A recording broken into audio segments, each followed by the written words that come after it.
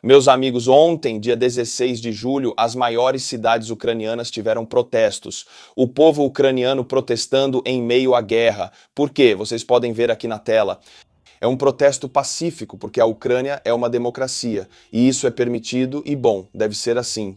Eles estão protestando contra esse demissão ou renúncia, como você quiser chamar, do ministro da defesa deles, Mikhailo Fedorov. Isso é uma grande fonte de controvérsia na Ucrânia, porque ele estava no cargo há apenas 6 meses, ele era extremamente eficaz, ele era um reformista, ele é jovem, ele tem 35 anos e ele foi demitido. Por quê? Vamos falar sobre isso. Vamos analisar todos os relatos, todas as decisões, o que quem disse o que as pessoas pensam, porque isso definitivamente não é tão fácil de entender quanto se imagina, não é um conflito unilateral. Então, após sua demissão, Fyodorov fez uma coletiva de imprensa ao vivo.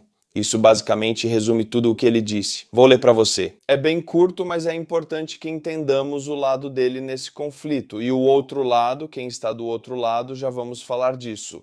Mikhailo Fyodorov está realizando uma coletiva após sua demissão. Principais pontos. Fyodorov diz que o principal motivo para sua demissão foi um ultimato do comandante-em-chefe Oleksandr Syrskyi, que, segundo Fyodorov, disse ao presidente Zelensky que ou Fyodorov ou Syrskyi permaneceriam. Veja, esse é o ponto principal desse conflito. Eles não se davam bem. As estratégias de liderança deles e as estratégias de guerra de longo prazo eram completamente diferentes. Syrskyi faz parte da velha guarda, assim como muitos generais ucranianos. Fedorov é um jovem reformista. Ele é um inovador do mundo das startups. As mentalidades e visões de mundo são muito diferentes, o que torna o conflito inevitável. Mesmo na zona de guerra, ainda é preciso lidar com essa diplomacia de gabinete. Agora ele destaca todas as grandes conquistas que teve durante seus 6 meses como ministro da Defesa, e ele foi um ministro da Defesa muito competente. Isso é inegável. Mas ele era muito difícil de conversar e se comunicar, segundo alguns da velha guarda com quem você precisa se dar bem. Essas são as regras desse cargo. Segundo Fedorov, Syrskyi evitava discutir problemas e preferia intrigas e culpar a mídia. Ele chegou a fazer um ultimato. Agora, neste canal, eu definitivamente não estou confirmando que é assim. Estou trazendo para vocês um lado do conflito. Veja o que Syrskyi, comandante-em-chefe das Forças Armadas da Ucrânia, declarou após a saída de Fedorov. Obrigado, Mikhailo Fedorov, pelo seu trabalho como ministro da Defesa da Ucrânia. Desejo que ele continue na equipe da Ucrânia. De acordo com a lei ucraniana, em tempos de guerra, é o presidente quem demite ou aprova esses ministros. O parlamento aprova o novo ministro, mas a indicação é do presidente. Foi isso que Zelensky fez. Ele precisou escolher devido a um ultimato, supostamente feito por Syrskyi. Eles optaram por Syrskyi. Mas isso não afastou Fedorov. Na verdade, ele lhe ofereceu vários cargos diferentes. Não o cargo de ministro da Defesa por causa do conflito interno que surgiu, mas ele lhe ofereceu outros cargos. Vamos analisar isso nos próximos minutos. O que é importante no discurso de Zelensky ao povo aqui é que o presidente disse que as pessoas estavam certas em protestar e acrescentou que o governo não esconde nada da sociedade, apenas da Rússia. Isso é o que quero destacar. Esses protestos que vemos em várias cidades ucranianas ontem e hoje, também para apoiar Fedorov, são um sinal de uma nação democrática e são um bom sinal. Se você vê protestos, não vê a polícia reprimindo esses manifestantes. Eles têm permissão para expressar suas preocupações, eles sentem que estão sendo ouvidos. Eles podem expressar essas preocupações em frente ao parlamento ou prédios do governo, pois isso faz parte de um sistema democrático. Deve ser assim, mas não acontece na Rússia há muito tempo. Só estou destacando que a Ucrânia também provou para as nações ocidentais que seu país pode e incentiva a realização de protestos. Para as pessoas, Fedorov, como ministro da Defesa, não era apenas um bom ministro da Defesa. Ele era o inovador, o jovem, o reformista, equilibrando ou mudando os antigos modos soviéticos. Fedorov era um símbolo de inovação e combate à corrupção. Ele deu esperança de que sistemas antigos e burocráticos poderiam ser desmontados mesmo sob pressão. Estava no cargo há só 6 meses. Se analisarmos objetivamente qual pode ter sido o problema, além do conflito com Sirski, o chefe do Estado-Maior, bem, um ministro civil que foca muito em seus pontos fortes, reformas e inovação, pode inadvertidamente deixar outros setores críticos desassistidos. Um dos desafios imediatos mais urgentes da Ucrânia é reformar a mobilização e formar reservas para enfrentar uma possível futura mobilização russa. Esse é um dos pontos fracos de Fedorov. Ele era um inovador do mundo das startups. Ele fez conquistas importantes, como cortar o acesso ao Starlink para os russos. Foi Fedorov quem fez a videochamada com Elon Musk e conseguiu mudar a opinião de Elon sobre os russos, porque depois ele desligou o Starlink. Esse é um dos maiores feitos de Fedorov, ninguém pode negar isso, mas uma das questões mais urgentes com a mobilização, que ele praticamente não abordou. Então quem seria o novo ministro da Defesa? Muitos nomes surgiram. Zelensky mencionou 2 nomes e mais recentemente apoiou Yevgeny Kamara. Kamara foi nomeado chefe interino do Serviço de Segurança da Ucrânia, ou SBU. Todos nós conhecemos o SBU, todos nós gostamos do SBU. No começo do ano, pela lei ucraniana, ele não pode chefiar o SBU e ser ministro da Defesa ao mesmo tempo. Espera-se que ele se aposente deste serviço militar nos próximos dias, permitindo que Zelensky peça ao parlamento que o nomeie como novo ministro da Defesa. Isso tem seus prós e contras. Quero dizer, esse cara é diretamente ligado à SBU Alpha, que é a unidade de forças especiais mais eficiente e letal de todas as forças armadas ucranianas. Mas tem um grande porém. Se você lidera uma unidade dessas, talvez não seja um bom ministro da Defesa, porque esse é um cargo essencialmente civil. Dá uma olhada nessa análise. O general Yevgeny Kamara é um herói de guerra, o suposto novo ministro da Defesa, um oficial de carreira com imensa experiência. É o comandante do Centro de Operações Especiais Alpha do SBU, que dispensa apresentações. Um homem de respeito e reputação. Sabe de uma coisa? Excelente, deixe ele onde está. Ele deve estar à frente do serviço secreto, onde pode continuar aplicando sua vasta experiência na guerra brutal contra a Rússia e continuar entregando resultados. Glória e grande respeito ao herói ucraniano. Mas por quê? Por que você está tirando ele do serviço, aposentando-o de sua patente militar e colocando-o no cargo de ministro da Defesa no lugar de Fedorov? Se, por lei e pela estratégia de desenvolvimento militar do país, esse cargo exige, e aqui vai a lista, o seguinte: não é o que muitos pensam, um administrador estritamente civil, gestor, otimizador de processos e gastos, organizador, provedor de recursos para os militares, combatente da corrupção, arquiteto de políticas e sistemas de aquisição militar, analista de dados estatísticos, e alguém que possa conduzir a implementação de IA militar, digitalização e a modernização tecnológica das Forças Armadas. Por essa lista, Fedorov era perfeito, mas eu estaria errado em dizer que todo mundo no governo ucraniano é um anjo e que não há disputas internas. Na verdade, é exatamente o contrário. Existe uma grande quantidade de disputas internas e generais que não se comunicam bem ou não se dão bem com a liderança, serão demitidos ou dispensados. Fedorov era um ministro da Defesa extremamente eficiente, mas ele não conseguia se dar bem com Sirski, e isso é uma grande parte do que significa ser ministro da Defesa. Você não pode ter disputas internas com o líder das Forças Armadas, simplesmente não é possível. Agora, não estou culpando Fedorov ou Sirski. Estou tentando explicar como é ser ministro da Defesa. É preciso saber lidar com o ego de todo mundo. É preciso ser eficiente, como foi dito nessa lista de coisas. É quase impossível ser um ministro da Defesa satisfatório na Ucrânia neste momento. É por isso que muda tanto. Enquanto a maioria das pessoas diz que a Ucrânia escolheu seu antigo modo de pensar da época soviética, em vez do novo reformador liberal, inovador, não é tão simples assim. E, por favor, peço que você não acredite em nenhum tipo de narrativa unilateral sobre esse conflito, porque é um conflito muito difícil de analisar. E é por isso que encontrei o melhor resumo desse conflito. Vou ler para você. É o mais equilibrado que encontrei até agora e a verdade aqui. Então, qualquer um que diga que as pessoas estão protestando que essa foi a decisão errada. Eu não concordo com a decisão de Fyodorov ser demitido, mas eu entendo. Vamos conferir. Recebemos muitos detalhes adicionais sobre a demissão de Fyodorov. Esses detalhes são extremamente úteis. É totalmente possível ainda ficar muito frustrado com isso. Fico realmente triste em ver Fyodorov sair. Mas o próprio relato de Fyodorov sobre o que aconteceu certamente deve ajudar a aliviar as preocupações mais extremas. Primeiro, Fyodorov confirmou que foi demitido por causa de profundas divergências com o comandante-em-chefe da Ucrânia, Syrskyi. Essas divergências rapidamente viraram conflito e desunião na liderança militar. Em segundo lugar, no interesse da unidade, Zelensky sentiu-se compelido a escolher entre Fyodorov ou Syrskyi. Ele decidiu manter Syrskyi. Nada indica que essa tenha sido uma escolha fácil. Na verdade, dado o impacto, podemos afirmar quase com certeza que não foi. Em terceiro lugar, Fyodorov não foi simplesmente afastado. Ele recebeu a oferta para o cargo de primeiro-ministro. Fyodorov recusou. Então era disso que eu estava falando antes.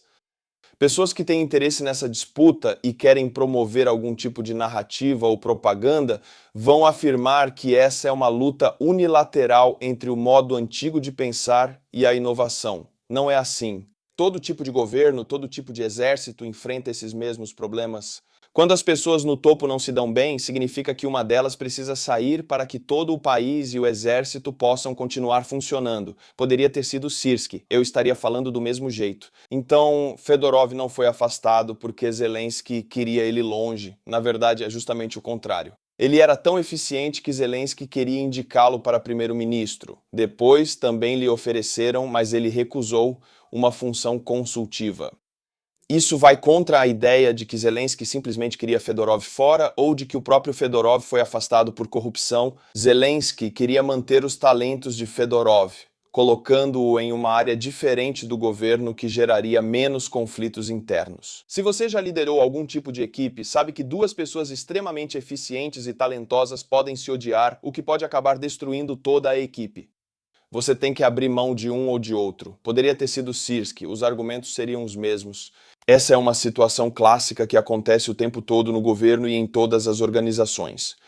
Um jovem reformista entra em conflito com a velha guarda, forçando a liderança a tomar decisões difíceis. É totalmente possível ainda discordar do que aconteceu, mas simplesmente não há nenhuma evidência aqui de que a demissão de Fedorov tenha qualquer relação com elites corruptas expulsando um reformista para que pudessem continuar ganhando dinheiro, já que é isso que algumas pessoas estão tentando afirmar, pois querem empurrar essa narrativa. Essa é a narrativa que ouvi sendo apresentada em todo lugar, sem nenhuma evidência substancial para sustentá-la. No geral, acredito que a Ucrânia vai superar isso e a Ucrânia ficará bem. Fedorov era um homem muito importante em uma posição muito importante. Fico muito triste em vê-lo sair, mas a Ucrânia é muito maior do que um homem só. Concordo 100%. Zelensky é realmente muito bom no que faz. Gerenciar os egos das pessoas em tempos de guerra, quando ele precisa dos talentos dessas pessoas e elas não podem brigar entre si, mas elas brigam. Então ele precisa reorganizá-los e ser responsável por isso. Zelensky vai sofrer uma grande queda na popularidade, já que a Ucrânia é um país democrático, e quando vencerem a guerra, haverá eleições democráticas e Zelensky não será eleito novamente. Tenho bastante certeza disso. Então ele assumiu as consequências e fez o que precisava ser feito. Para reduzir disputas internas, ele tentou nomear o popular ministro da Defesa como primeiro-ministro. Eu acho que foi uma decisão muito sábia. Mas Fedorov recusou. Isso resume todo esse assunto. Por favor, comente sobre isso. O que você acha? Eu sei o que as pessoas na Ucrânia pensam. Eu sei o que as pessoas que querem apoiar um lado ou o outro pensam.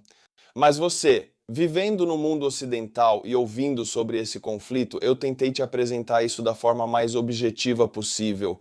Já que se Syrskyi tivesse sido demitido, acho que eu teria falado da mesma forma. Sabendo da postura de Zelensky e como ele reorganiza cargos e pessoas para evitar conflitos internos, ele realmente é muito bom nisso.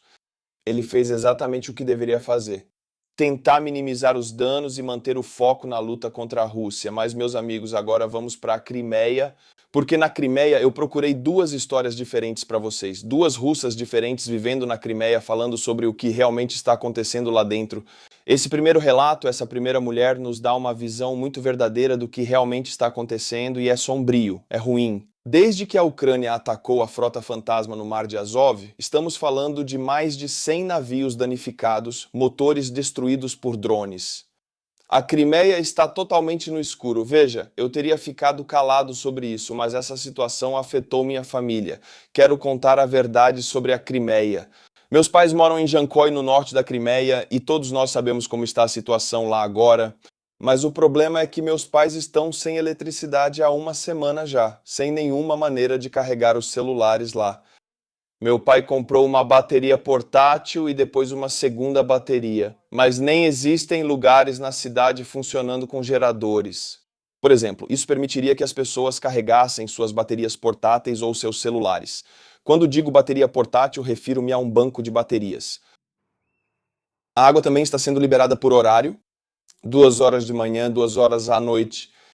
Um grande problema é que pessoas estão começando a ser dispensadas. Muitos pequenos negócios e empresas estão simplesmente fechando, demitindo funcionários, e essa é uma situação muito incerta. Quem pode está indo embora, e aqueles que não podem simplesmente continuam trabalhando de alguma forma em seus empregos. Mas o grande problema é que sim, as pessoas receberam 15 mil rublos cada uma, o que não é nada. É trocado para os países ocidentais. Esse é o pacote de ajuda da Rússia para as pessoas. É o quê? 200. Então, é como se não fosse nada, absolutamente nada. Mas aqui não há absolutamente nenhuma outra ajuda. Quero dizer, nenhuma mesmo. Não há entrega de água. Não há ajuda para carregar celulares. E só quem tinha algum dinheiro conseguia comprar essas pequenas estações. Então você quer comprar esse tipo de estação de bateria, não a pequena, mas uma bem grande, como a que a Ucrânia tem usado, e você não pode carregá-las. O que você vai fazer com isso? Não tem eletricidade.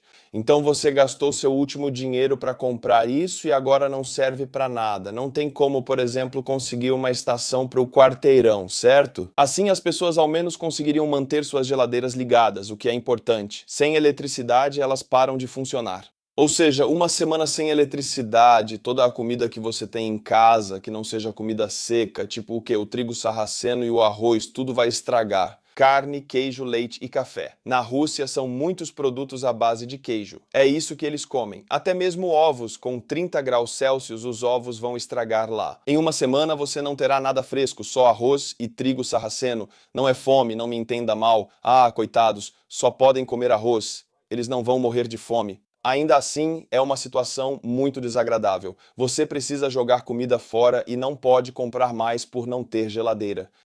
Você vive sem geladeira, pois toda a comida estraga. Está quente lá fora.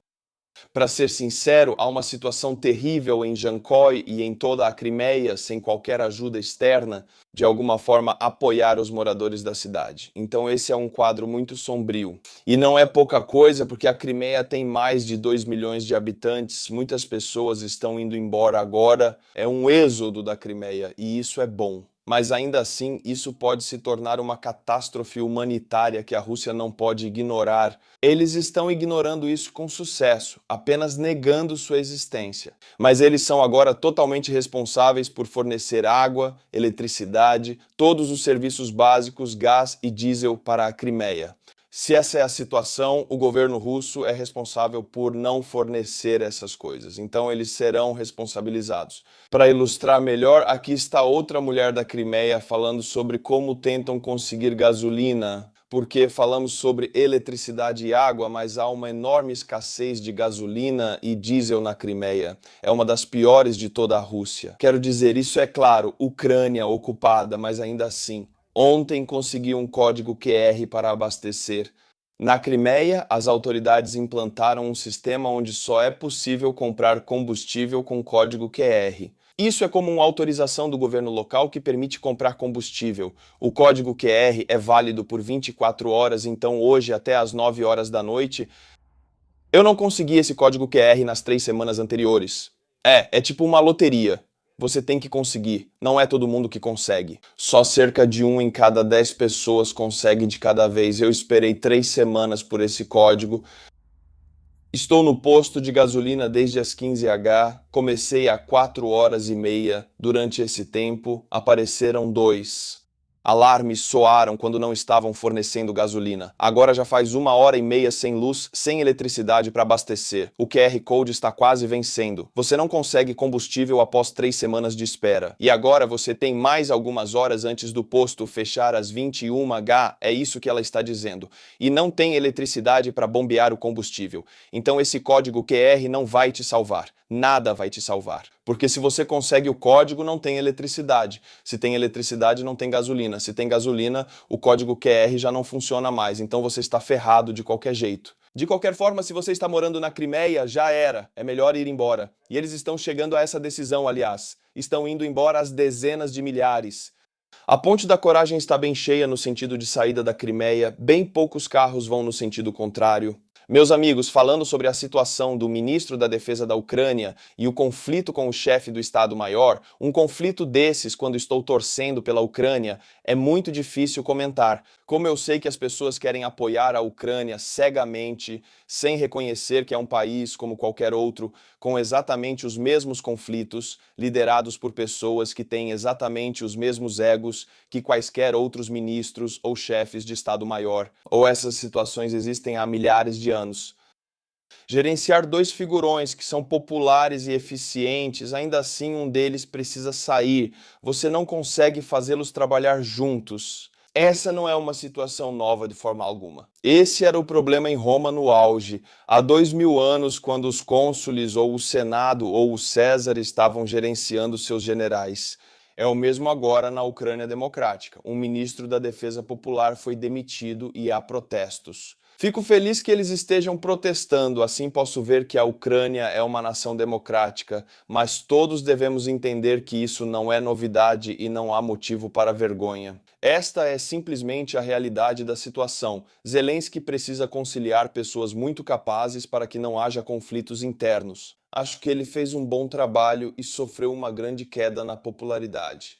Ele carrega essa responsabilidade. Até o meu próximo vídeo, meus amigos, que será toda segunda, quarta e sexta-feira. Não deixem de voltar e tchau.